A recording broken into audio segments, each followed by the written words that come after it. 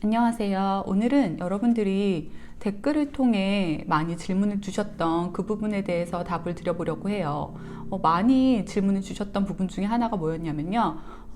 요즘 유튜브 이제 영상, 공부법 영상들을 찾다 보면은 주기적 반복 학습, 이름은 다양한 것 같아요. 근데 보통 뭐 1, 4, 7, 14, 30 그런 식으로 이제 주기적으로 이제 계속해서 반복적으로 공부를 해 나가는, 복습을 해 나가는 그런 공부법 영상들을 많이 보신 것 같더라고요.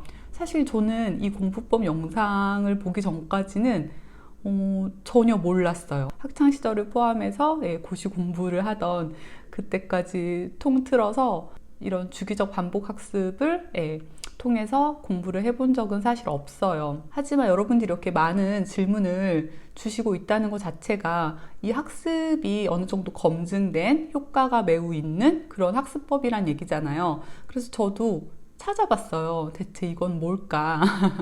찾아봤더니 대표적으로 두 개 정도의 영상을 찾았던 것 같아요. 하나는 긍정에너지 토리파님의 영상을 통해서 처음으로 이러한 주기적 반복 학습, 그 공부법을 접하게 되었고요. 또 의대생의 이제 공부법이라는 영상을 올리고 계신 유기농이라는 유튜버님의 영상에서도 또 이러한 학습법을 찾을 수 있었어요. 근데 여러분, 여기서 뭔가 공통점이 딱 오지 않으세요? 네, 그 두 분 다 의대생 공부법이라는 거예요. 그 두 번째, 특히 유기농이라는 유튜버님 같은 경우에는 본인이 직접 그렇게 얘기를 하세요. 이거는 의대생들이 모두 다 정말 자신 있게 말할 수 있다고, 모든 의대생들이 모두 이용하고 있는 그러한 공부법이다 라고 그렇게 말씀을 하고 계시더라고요. 만약에 이러한 147, 14, 30 이런 주기적 반복 학습의 공부법이 모든 공부에 다 통용될 수 있는, 정말 모든 것을 아우를 수 있는 공부법이라면 제가 볼 때 고시 공부 시절에, 아니면 최소한 정말 제가 가장 이렇게 똑똑한 사람들이 이렇게 많구나라고 정말 절실하게 느꼈던 사법연수원 시절에서라도 어느 정도 접해볼 기회가 있었을 것 같아요. 근데 제가 그동안 접해보지 않았던 거는 아마도 이게 공부해야 되는 그 과목의 특성에 따라서 방법을 달리해야 되기 때문이 아닐까라는 생각이 들었어요. 제가 또 이제 공부법 영상을 찾다 보면은 저처럼 이렇게 사법고시를 패스하신 유튜버 분들이 꽤 계시잖아요. 그런데 이제 그 중에서 이제 제가 주로 봤던 아는 변호사님, 또는 닥터로우 법공부의 모든 것, 이윤규 변호사님, 이 두 분의 공부법 영상을 제가 거의 다 봤거든요. 거의 다 봤는데 두 분 중에 어떤 분도 그러한 주기적 반복 학습의 얘기를 하고 계시지 않더라고요. 이윤규 변호사님 같은 경우에는 9개월이라는 굉장히 단기간, 또 아는 변호사님도 사법고시를 하는 데 있어서 3년이라는 나름 단기간에 합격을 모두 이루어내셨단 말이에요. 근데 그 두 분이 모두 이러한 반복학습법에 대해서 얘기를 하고 계시진 않거든요. 물론 반복해서 학습을 해야 된다는 그런 부분은 얘기를 하고 계시죠. 근데 보통 이제 회독을 돌리는, 그리고 그날 공부한 것을 이제 다시 한번 돌아보는 리마인드용 그런 식의 복습법을 얘기하고 계시지, 두 분 다 그렇게 딱 주기적으로 뭐 147, 14, 30에 맞춰서 그렇게 공부를 해 나가라는 그런 말씀은 하고 계시지 않거든요. 사실 저도 궁금했어요. 이렇게 효과적인 학습법이 있는데 왜 나는 그동안 몰랐고, 그동안 사법연수원을 거치면서 그렇게 많은 똑똑한 수재들이 모여있는 곳에서도 왜 한 번도 우린 들어보지 못했을까? 제가 볼 때 그 부분에 바로 답이 있는 것 같아요. 그러니까 의대생분들 같은 경우에는 굉장히 단기간 내에 많은 양의 암기를 계속해서 끊임없이 해야 된다고 하더라고요. 다른 분 영상을 통해서 보다 보니까 거의 뭐 하루에 뭐 150페이지씩 그 정도의 페이퍼가 나오는데 그거를 매일매일 소화해서 암기해내야 된다라고 그렇게 얘기를 들어보니까, 물론 법학 역시 어느 정도 암기가 같이 수반되어야 하는 학문인 것은 맞아요. 그래야지만 답안지에 현출이 가능하고 또 객관식에서도 답을 맞출 수 있는 부분이기 때문에 물론 동반되어야 하지만, 제가 볼때 의대생들이 매일 접해야 되는 그 정도의 암기 수준이랑은 좀 다른 것 같아요. 그리고 또 제가 비슷하게 이러한 암기법을 응용했던 공부법 영상을 찾은 것 중에 하나가, 이분도 이제 의대생과 비슷한 치대생 분이세요. 서울대 정 선생님이라고, 예, 그분이 이제 서울대 치대생이면서 유튜버 활동을 하고 계시던데요. 그분 같은 경우에도 보면은 영어 단어를 암기하는 데 있어서, 물론 그분은 이제 암기를 하려고 의식적으로 노력하진 않고 거의 눈에 계속 바르다시피 그렇게 공부를 해서 그를 통한 이제 암기를 이끌어냈다고 하시긴 하지만, 어쨌든 그 대상이 영어 단어, 영어 단어를 공부하는 학습법으로 소개를 해주셨거든요. 그렇다면 여기서 또 한 가지 답이 나오는 거죠. 아, 영어 단어와 같은 그러한 공부를 하는 데 있어서, 그러한 부분을 암기하는 데 있어서는 이러한 주기적 반복 학습이 도움이 된다는 거예요.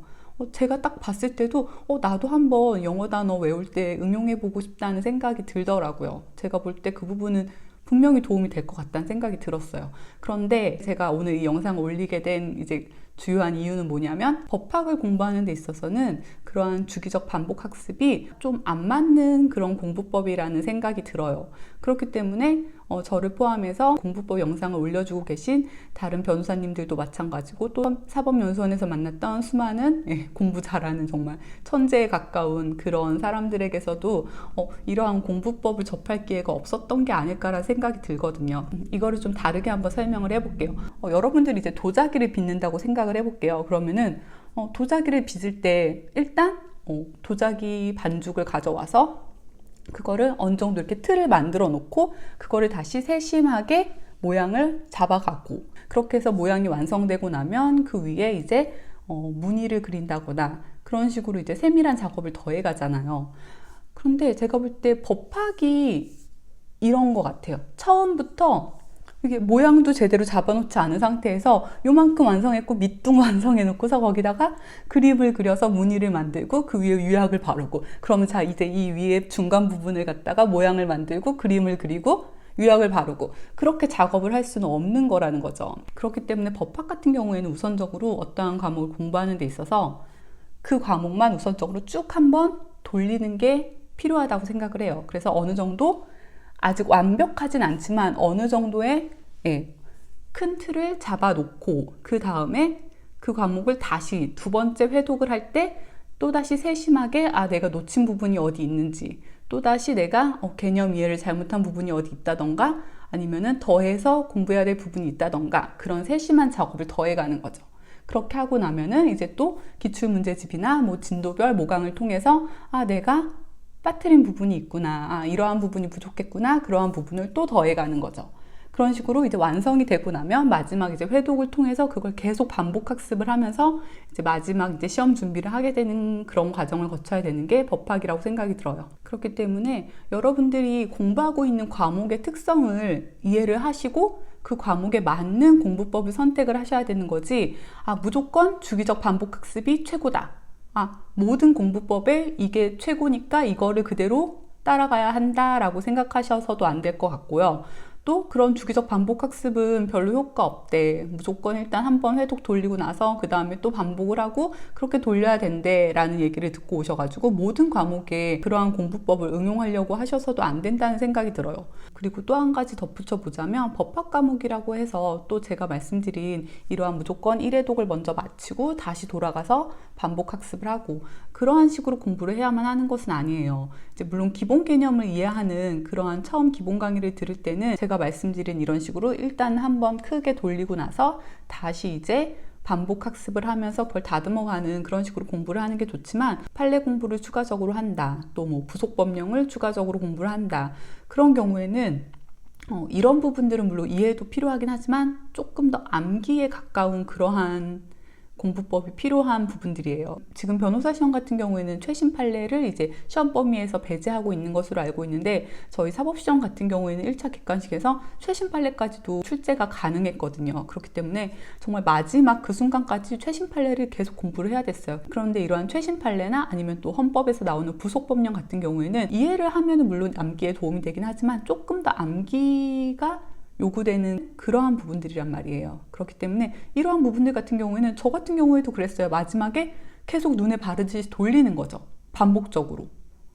이 경우에는 앞에 그런 의대생분들께서 말씀해 주신 그런 주기적 반복 학습이 얼마든지 도움이 될 수 있다고 생각이 들어요. 그렇기 때문에 여러분 무조건 주기적 반복 학습이 옳다, 또는 일단 1회독을 한번 전체적으로 돌리고 나서 그 다음에 다시 회독을 돌리는 게 낫다라든지 어떠한 공부법이 옳다라고 생각하시면 안 돼요. 본인께서 공부하고 계신 각 과목의 특성이 무엇인지를 파악하고 그 각 과목의 특성에 맞는 그러한 공부법을 선택을 하셔야 된다는 겁니다. 제가 여담으로 한 가지 말씀드리자면, 제가 그냥 멋모르고 공부법 영상을 올리기 시작을 했는데, 그러고 나서 이제 공부법 영상들이 뭐가 있는지 찾아보다가 이제 그 주기적 반복 학습 영상들을 보게 된 거예요. 그리고 굉장히 많은 조회수가 이제 있는 것을 보고서, 아, 이게 최신 공부법인가 보다. 내가 알고 있는 그런 공부법들은 되게 구시대적인 공부법인가 보다 하고서 공부법 영상을 더 이상 올리면 안 되겠다라고까지 생각이 들었었어요. 그렇지만 나중에 다시 한번 차근차근 생각을 해보고, 또 저처럼 이제 사법시험을 패스하신 다른 이제 변호사님들의 영상을 보다 보니까, 이거는 그냥 구시대적이고 뭐 최신식 공부법 그런 게 아니고요. 그냥 자기가 공부하고 있는 분야에 따라서 서로 효과적인 공부법이 달랐던 것 뿐입니다. 심지어 저조차도 네, 이렇게 마음이 막 저거 따라해야 되나? 이건 아닌 것 같아. 이 생각이 들 정도로 이렇게 흔들렸는데, 여러분들은 오죽하시겠어요. 그러니까 여러분들, 어떠한 공부법이 유행을 한다고 해서 그게 모든 거에 정말 만능인 공부법일 수는 없다는 거죠. 그러니까 본인에게 맞는 공부법, 본인이 공부하고 있는 시험에 맞는 공부법을 과목별로 잘 선택하셔서 그렇게 응용을 하셨으면 좋겠습니다. 그러면 오늘 영상 여기서 마치도록 할게요. 오늘 영상 마음에 드셨다면 좋아요 부탁드리고요. 구독도 함께 부탁드리겠습니다. 감사합니다.